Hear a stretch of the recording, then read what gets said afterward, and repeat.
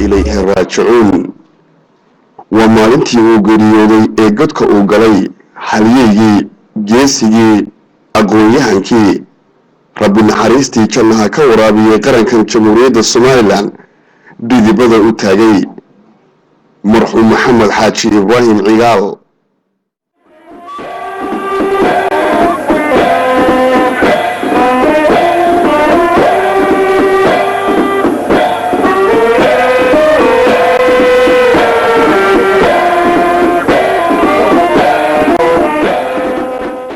إلهي نحريستي فردوسها كورابيو إلكنا نعوقبو إيها كسي النرورو حالي قرن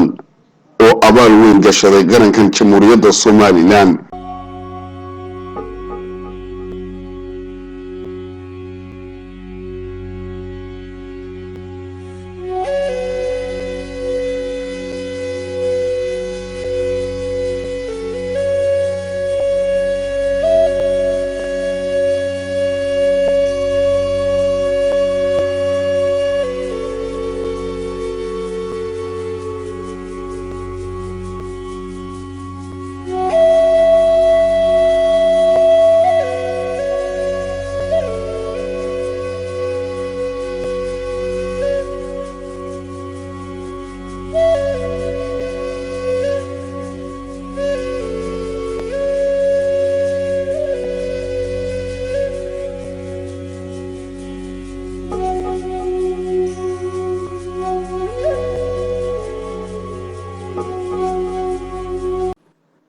waxaan halkan idinku soo gudbin doonaa barnaamij kooban oo ka hadlaya taariikhdii marxuum maxamed xaaji ibraahim cigaal rabbi naxariistii firdowsaha ka waraabiyo.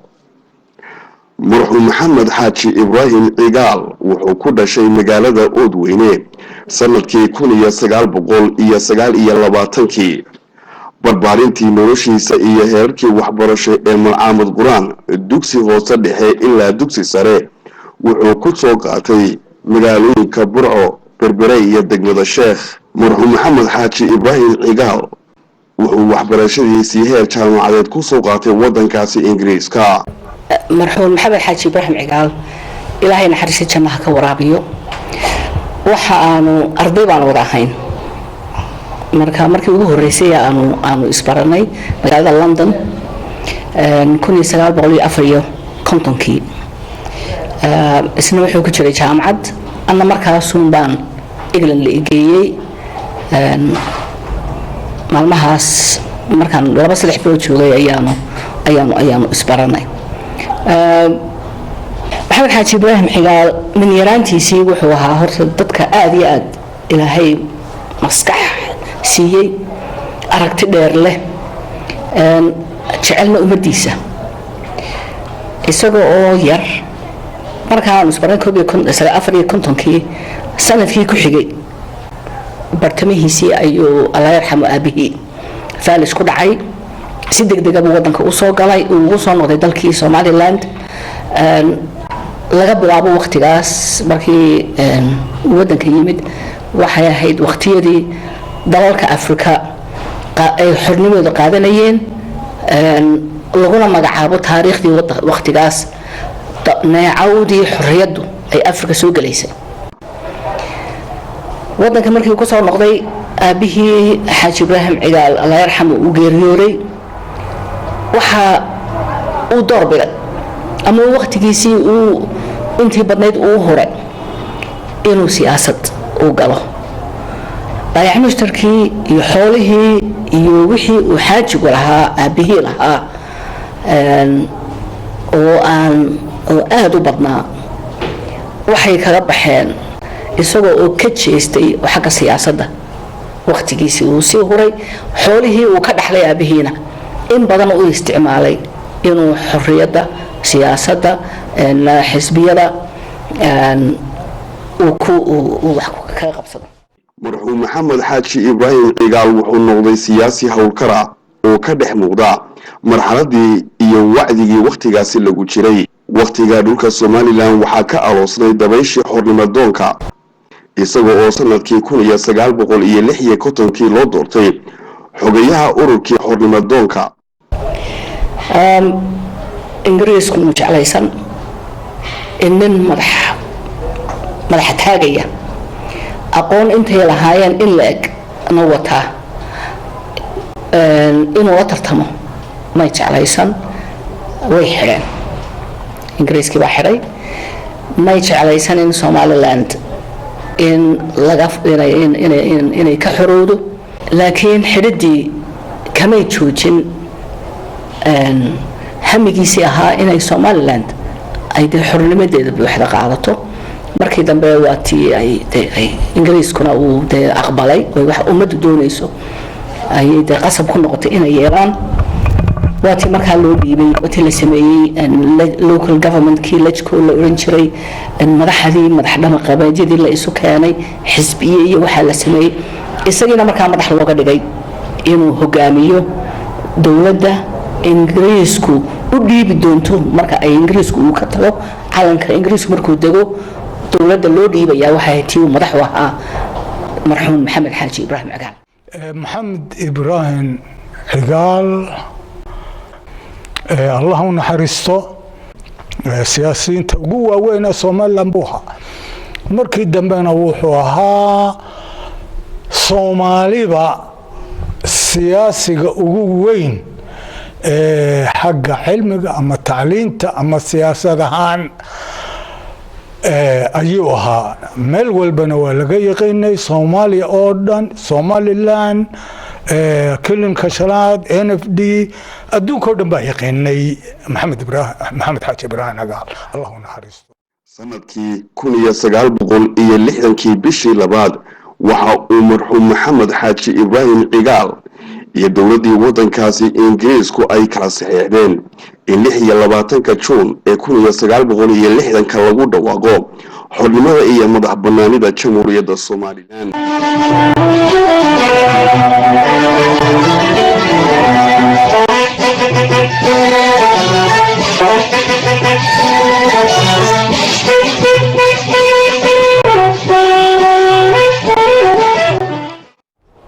taas waxay ka dhigtay inuu noqdo madaxweyne Soomaaliyeed ee kii ugu horeeyay inuu noqdo oo wadan xor ah oo isticmaar ku jirin ka xora isticmaar ka xora maxmiyad inuu madax noqdo waa madaxweynihii ugu horeeyay ee Soomaaliland. kowdii bishii Juulaay 1960 goboladii koonfureed waxay xorriyadoodii ka qaateen wadankii Talyaaniga. sidoo kale waxaa halkaasi ku midoobay Somaliland iyo koonfurta Soomaaliya waxaana sidaasi ku dhalatay Jamhuuriyaddii Soomaaliya. Ibraahim Cigaal markii la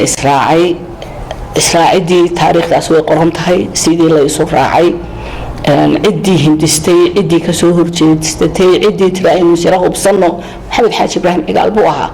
inaan ku degdegina horta 6 bilood aynu isbarano aan waati laga yeeli waayay lixdankii haddaba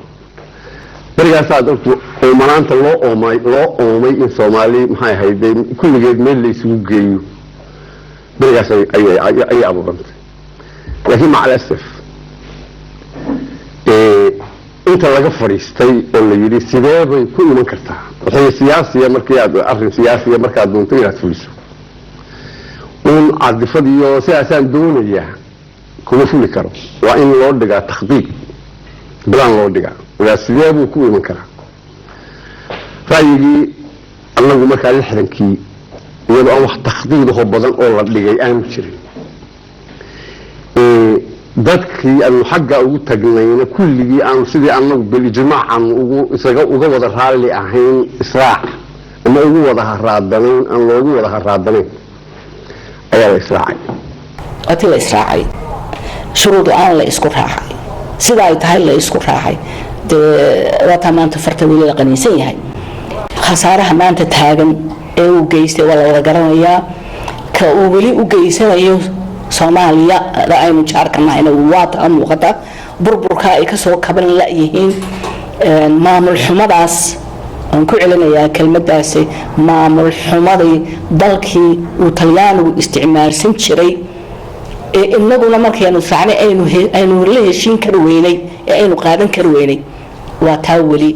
Soomaaliya ka taagan ee iyagina ay heshiin kar la yihiin ee ay sii burburayaan ay gobol u sii burburayaan shaqadiisa sidoo u shaqayn jiray sidoo adduunka magaciisa u yeelay sidoo adduunka ula macaamiloon jiray sidoo markii aynu israacanay reer koonfur sidii uu ula macaamiloon jiray ilaa uu ka gaadhay prime minister waxaanu ahaa nin wadaniya oo wadankiisa jecel wuxuu doonayay oo aad isugu taxalujiyay shanta Soomaaliyeed inay israacaan kaligeena marka mu ahayn Djibouti ragii marka siyaasiyiinta waaweyn ahaa Maxamuud Xarbi oo kale kuwa qoladan reer koonfurka kuwii marka ahaa xaggan maxay haytay kilinka shanaad Suldaan Maqtal oo kale NFD nin loo dhan jiray Khaliif oo kale waxa la doonayay shanta Soomaaliyeed sidii la isugu iman lahaa hal dawlad oo noqon aad buu isugu taxalujiyay aad buu isugu taxalujiyay ninkii doonayay inuu shanta Soomaali soo keeno oo Soomaali oo dham israacdo oo adduunka ka mid noqoto oo isagu wuxuu ku riyoonayay ama madaxa ka noqdo ama cid kale wax ka noqotee shanta Soomaaliyeed oo mida oo dawladaha adduunka ugu waaweyn oo dhaqaalaha badan ayuu doonay horta inuu ka dhigo waxaana la soo dhisay dowlad uu madaxweyne ka yahay aadan cabdulla cismaan aadan cadde waxaana marxuum maxamed xaaji ibraahim cigaal loo magacaabay xilal kala duwan oo 1960kii ilaa 1962kii waxa uu ahaa wasiirkii wasaaradda gaashaandhigga 1962kii ilaa 1963kiina waxa uu ahaa wasiirkii tacliinta markii la israacay wasiirka difaacu noqday markii wasiirka waxbarashadu noqday uu adkaysan waayay maamul xumadii meesha tiilay musuq maasuqii meesha yiilay dowlad xumadii iyo xaq daradii iyo gardaradii waliba dadka Soomaaliland ka soo jeeda loo geysanayay waliba dhaawac weyn waxa sii geystay inqilaabkii dhicisoobay 1961kii bilowgii waa laaxan ka galay bilowgii ayaa laaxan ka galay oo labadii actadii unionadii aanu ka fulinay Hargeysa xamar lagana fulinay mid gooni ayaa laga fuliyay marka dadka looyarada waxay yiraahdaan juridically yani sharciyan marka loo eego dalba isma raacin sharci ma dhicin waayo waxa la wada baas gareeyo qaynuun qura oo dalka isku xidhay la baas gareeyo qaladka anigu markii hore ee aan la shiraacnay laaxin baa galay khalad muu ahayn laaxin baa galay laaxinkii dhahan ka qarsanay waa jirtay mar aan baarlamaanka nidhi maxay ahayd xagga ka sheegnay nidhi war wixii laaxin baa jira laga saaro laakiin oo muddo isku hortaagnaa laakiin waa la iska liqay taas labadii dalin ay israaceen baa loo ictiraafay labada geesoodba 30 sano waqti la wada jiray ana waxaan maalin ku iri war nimankan aad berigii aynu u galay heshiis maxaynu la samaysanay wuxuu igu jawaabay war markii aanu tagnay nimankanaba diyaarba nooma yahayn buu yiri niman israac doonaya iyo niman yaani waxaaba inaan u nimaadno guudka nooga baxaan oo ayna xukuntaan oo wadan qaba way doonayaan laakiin ma inay kula qaybsadaan laba wax ha u fadhiin buu yiri waana taan la murar dilacay buu yiri باور وحلا يراكو ما أقوله يكون اسمه أقوله لعب وحلا يرا فاينانس أما دقالة هذا كنا كوما أقوله يكون اسمه أقوله مركا ده لبدا مش أن لو أقولين ده وحكوية لا مشرو لما كانوا حنكوش نقول عمر وكوش شيء مركي وجوه الرئيسي أن يصنمي ده waxaan soo dawarta daayno magac la baxno intaan bal wax kala gelin aynu magac la baxno marka waxay de Soomaaliland lama bixi karo ana waxa de Soomaaliya lama bixi karo marka labadii magac waan iska tuuray buu igu yeedhay waxaan la baxnay buu Somali Republic de taanba waan maqlo waraaqaha dawladda ka soo baxa baasaboorada gidi Somali Republic ba ku wadatilay oo marka cadaadiskii loo geysanay dadka Somaliland la sii xoojiyay markii wad kaysan waayay waa istiqaal diibay isagoo markaa mucaarada oo aan dawladda ku jirin Soomaaliya ayaanu hadana dib ayaanu markaas aan iskuursanay mucaarad Maxamed bishii April bishaan ku jirno imka dhamaadka ah كوني سرال بغل استحيي لحدنكي أيانو سكورسني محمد انتها صولن تاريخ داس وانقرني محمد مرنا بالشك يا معدنا كقلن إنه محمد ومدي سجعلاء إنكله أدبو جعلاء markii la soo doortay dawladii cusbayd ee madaxweyne Cabdirashiid Cali Sharmaarke waxaa maxamed xaaji ibraahim cigaal loo doortay ra'iisul wasaarihii dalka Soomaaliya oo ahaa 1967 ilaa 1969 waa mid jirta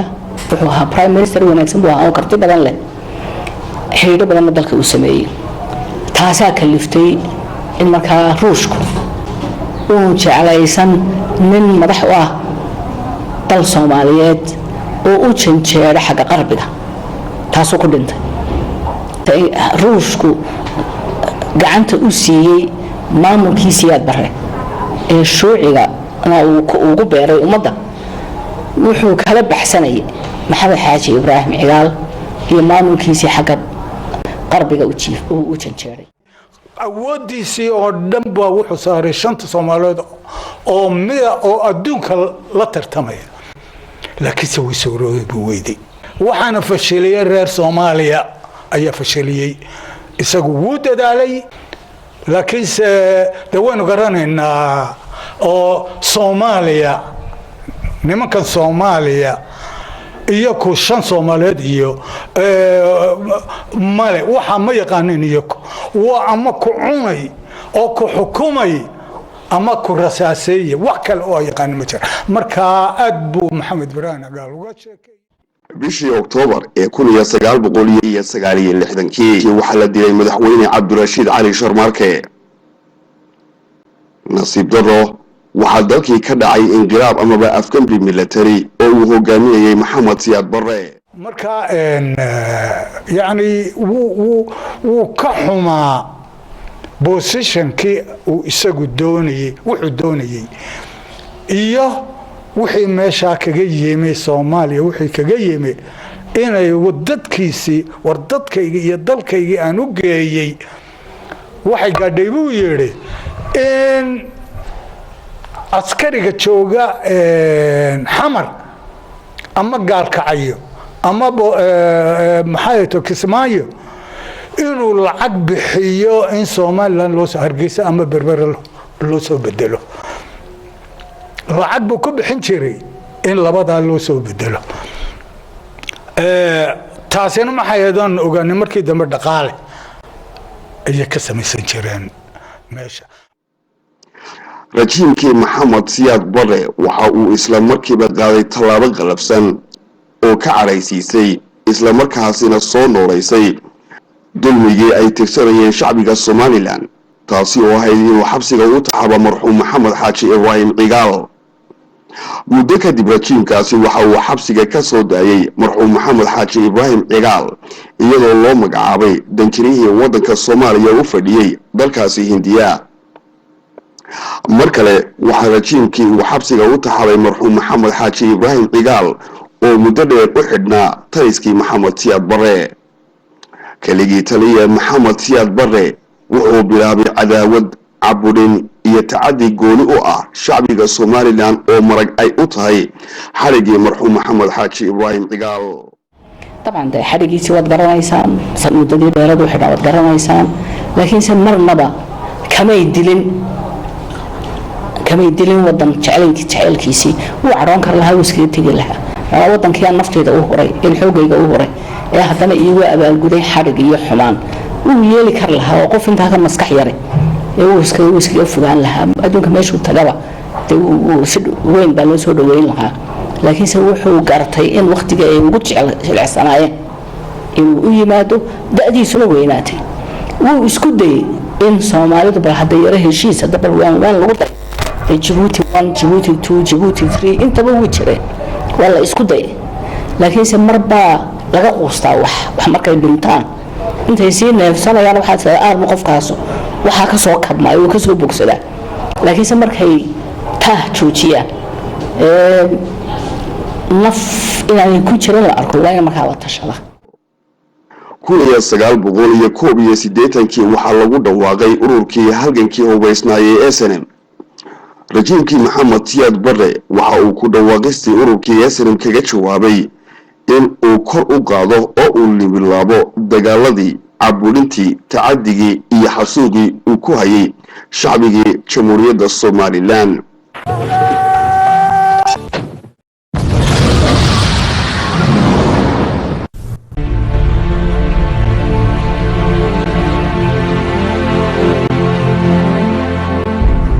dambe de waxaan dhaceen reer Soomaaliya ay wixii oo dhan baabi'iyeen isagii inqilaabeen wadankii ay qabsadeen military ahaan ku qabsadeen horta waa isku mid ama military ha ahaado in siyaad ha ahaado reer koonfur waa isku mid waqooyi meeshay ka taagan yihiin ama soomaaliya meeshay ka taagan yihiin marka isagu markii dambe ee ay de sida xun inoo galeen wuu ka calacali jiray wuu ka xumaan jiray war ma wixii aanu doonayna Soomaaliya salaha gaadhsi ayaa waxay noogu abaalgudeen reer Soomaaliya inay wadankii Soomaaliland ee raacay ee aan anigu madaxda ka ahaa ee ummadii oo dhan aan soo hogaamiyay Soomaaliland ee aan Soomaaliya mid ka dhigi lahayn inay noogu abaalgudeen madaafiic iyo wax adduunka wixii ay haysteen inay Soomaaliland ku baabi'iyeen aad buu uga calacali jiray aad buu uga xumaan jiray يعني waxaan ku leeyahay muradilaa ayuhaas ila wadankan uu baabay waxay ku rideen bah la yiraahdo cluster bomb oo meesha ku ridaan loo sameeyay inaanu dhulka gelin cluster bomb ma galo dhulka markuu inta uu jiro firdha ilaa 500 oo mitir gees walba wax dad iyo xoolo waxa yaalo oo dhan jooga oo dhan buu baabi'iya ka weeyanka ku ridi jireen wadanka خصوصا انت وافولين بوكا كمل خها وحي بس اوبريشن ها waxa jiray dalka Soomaaliya yiraahdo 500 oo kamid ahaa ayaa carruur markaa afur xabash kaaman cayreen ku jira leeyahay cayr ka dhigeen ma hayna waa dadkii halgeesa dhisay ee burcad dhisay ee argaaba dhisay ee hodanka ahaa ee naftooda la cararay ilaa maxay East Africa Europe meel kastaba North America oo dhan meel walba dad caymada ayaa jooga oo wadanka ka cararay markii uu aasay meydkii ahaa Israa'iil Somaliland iyo Soomaaliya inay dhimatay markaas ayaa la aasay oo uu markaa xoogiisii يتالكيسي وصار يبدس هذا Somaliland ee uu dhashay jabhadii SNM oo maanka ku haysa tacadiyada joogtada ah ee lagu hayo ubadka iyo dhalaanka birimageydada ah ee aan waxba galabsan ayaa waxay dagaal toos ah la galeen rajiimkii Maxamed Siyaad Barre aynu haray markaa waa magaalooyinkii waaweynaa dekedihii eeriboradii iyo wadooyinkii laamiyada ahaa inta inoo hadhay waa inta waxaan waa dhamaystirkii Allahu akbar Allahu akbar ilaahay ku saynati waa duunahay ilaahay dulum kala naga soo hadda gudahaynu isugu tagayna go'aankaynu qaadanay waka gudahaynu isugu subayna gudaha ayaynu isugu subayna isugu dhacay baabuurku sheega taliska Siyaad Barre ay wateen oo isku dhacay qaarkoodna ay gadoomeen markii ay mujaahidiintu baxsanaysay cagagtanaysay erganaysay waxaad arkaysaa baabuur jiifa oo gadoomay ciidamada xore ee dhaqaaqa wadaniga Soomaaliyeed ee SNM Mujaahid Carab Ducaale Cilmi ayaaba ku dhawaaqay Allahu Akbar Cabdiraxmaan Xusha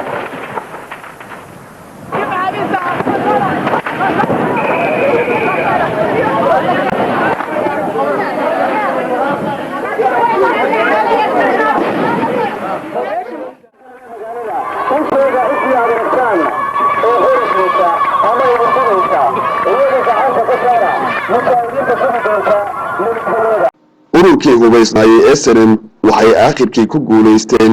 in ay tirtiraan isla markaasina ay afgambiyaan rajiimkii Maxamed Siyaad Barre sidaasina waxa ku dhalatay Jamhuuriyadda Somaliland oo 18 May ee 1991 lagaga dhawaaqay magaalada Burco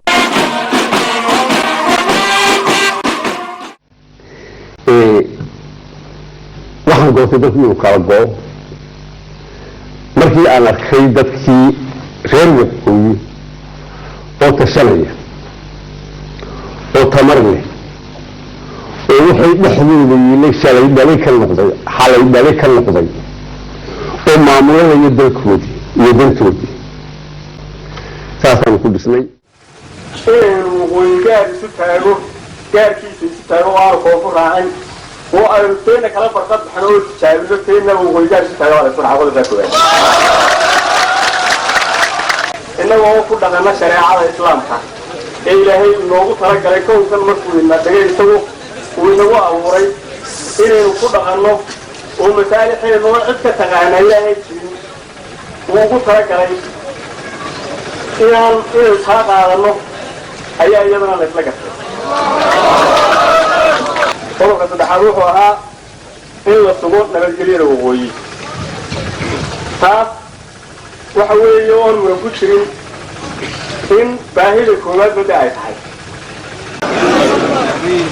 qodobka afraad wuxuu ahaa in si dhokta ah loo dhiso dawlad waqooyi oo loogu dhawaaqo iyadana waxaa la codsanayaa oo madaxda ururka laga codsanayaa in si dhokta ah dawlad loogu dhawaaqo waqooyi taasina qodobkaasaa ugeeyey qodobka shanaad waxa weeye in golayaasha ururka iyo dawladdaba si cadaalad ah loogu qaybiyo beelaha waqooyi degan allahu akbar qodobka lixaad waxa weeye in gobolka sanaag nabadgelyadiisa si gaar ah wax looga qabto oo loo saaro guddi gaar ah taa waxaa keenay waxaa laga warramay amase laga cawdo cabashooyin badan laga soo jeediyey shirkii in sanaag weli ay ka jiraan dhibaatooyin nabadgelyo la-aan shirka burco wuxuu ahaa shirkii ugu muhiimsanaa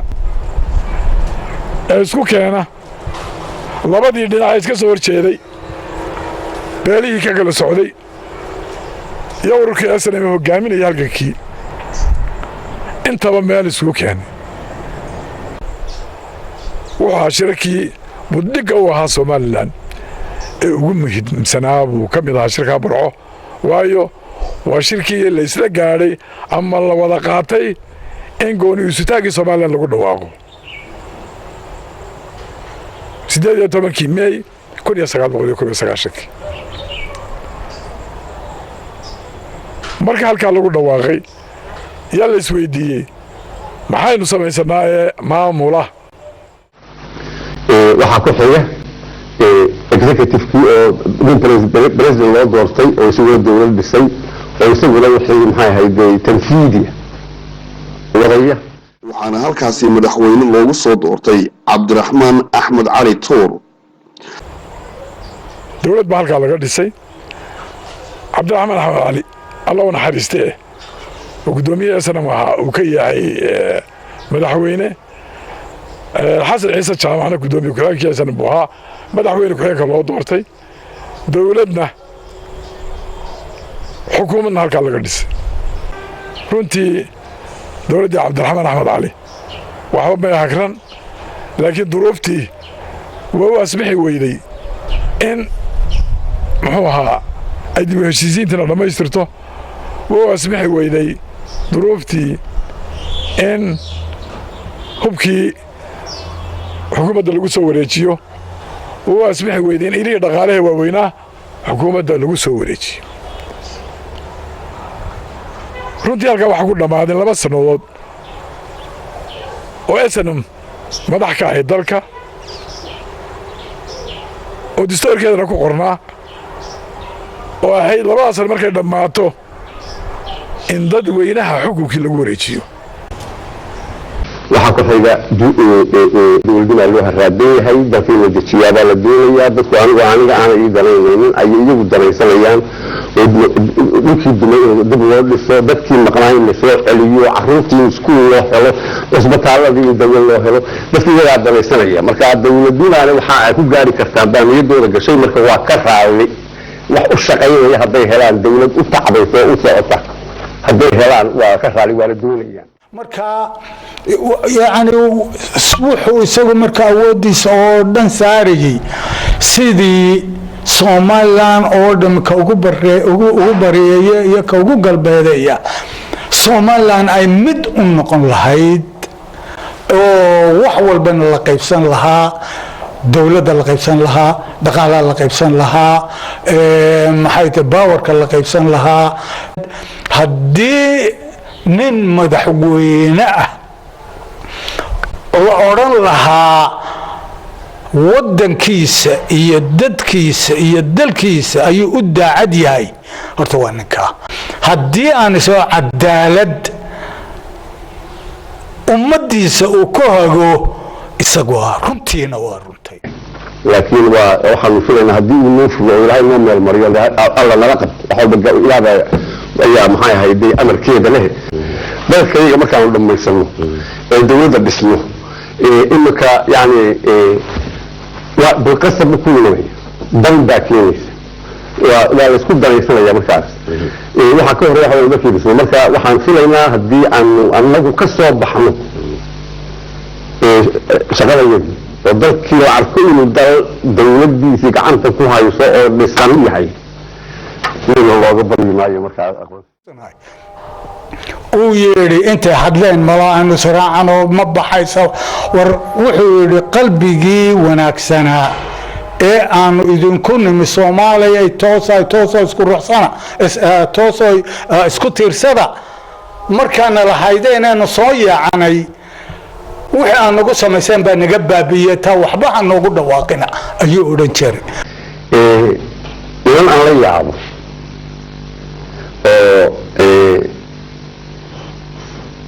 maanta ka madaxa muqdisho madax ka sheegtay oo ka madaxa ma jirtay madax ka sheegtay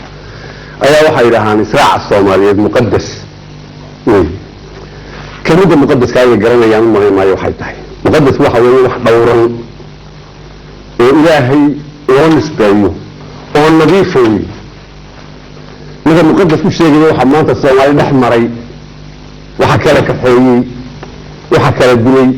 ninka muqaddas ku sheegay muqaddas aan garanay wax la waxay tahay